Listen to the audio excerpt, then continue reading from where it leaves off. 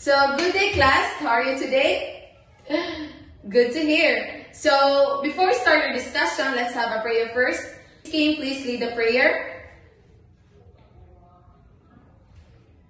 So, Miss Secretary, please check the attendance and please pick up the pieces of paper under your chairs. So, before we start the lesson, let's have a recap first on what we have discussed last meeting. So, who among you here remembered what is the topic last meeting all about? So, okay, Nathaniel? Last meeting we discussed about marriage market. Very good. So, what is the definition of marriage market? Okay, Kimberly? As what I've remembered, marriage market refers to the social and economic dynamics involved in the process of finding a spouse or a partner. They base on age, education, occupation, income, status, and physical appearance, and more. Okay, very good, Kimberly. Joy? So, okay, so to participate, you have points in our quiz later. So, before we proceed to our discussion, let's have a game first, what we call the Guess the Word Challenge. So, I have here 5 jumbled words, and what you're going to do is just raise your hands. After nako moingon og 1 to 3, then raise your hands. So, the group will have the high score, will win, and will add 10 points on the quiz later. So, let's start. So, the first jumbled letters is this. So, 1, 2, 3. Okay, group 2. Very good. This is this assortative mating. So, next word. Next. So, 1, 2, 3. Okay, group 2 again. Very good. Assortative. Next.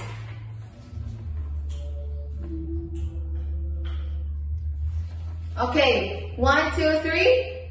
Okay, group 1. Very good. Mating. Next. 1, 2, 3. Group 2. Very good. Positive, assortative, mating. Last one. Okay. 1, 2, 3. Group 1. Very good. Negative, assortative, mating.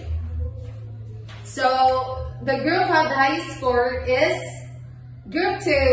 So, do you have an idea what is our topic all about? So, our topic is all about assortative mating. So, unsa man yung assortative mating?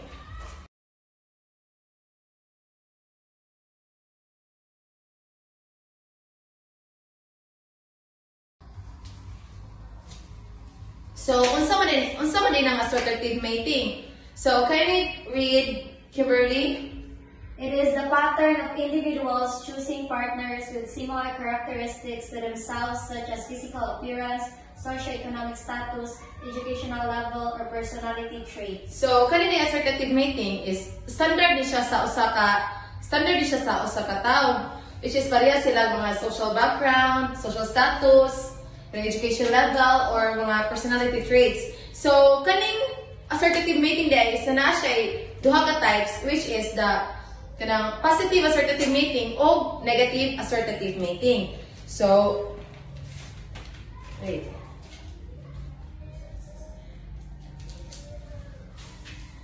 So, positive assortative mating is also called as homogamy. So, it implies a tendency to mate with genetically or phenotypically similar individuals. So, for example, mag-base ta sa height. So, if ikaw taas ka, so you will choose a partner which is taas pod.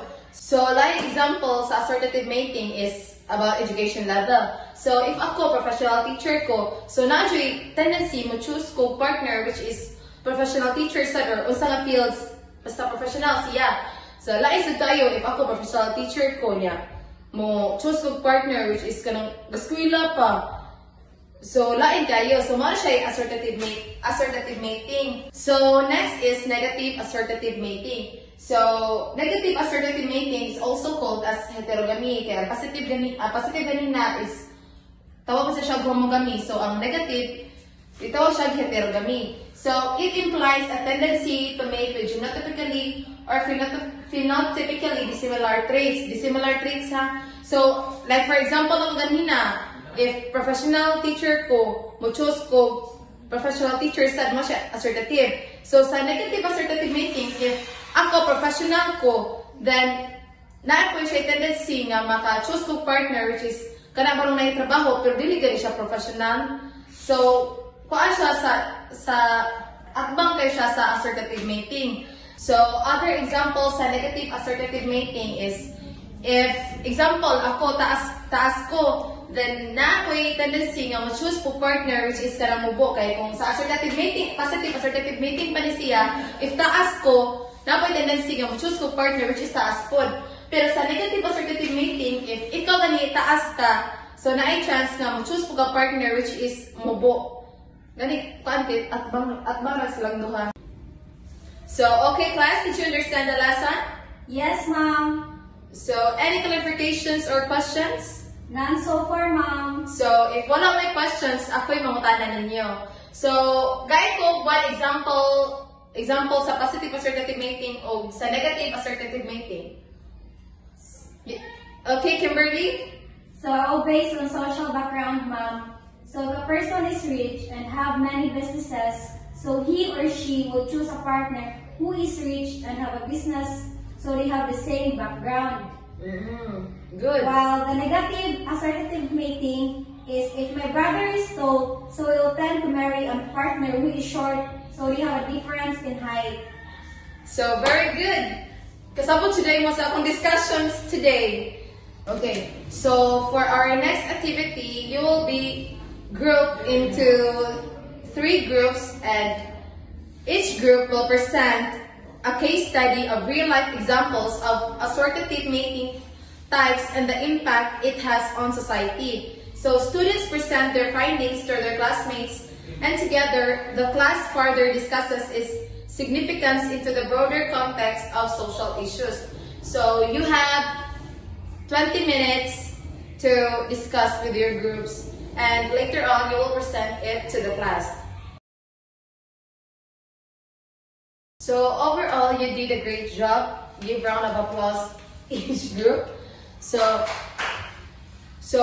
I will give the scores. So group 1 have 94, group 2 have 95, and group 3 is 94.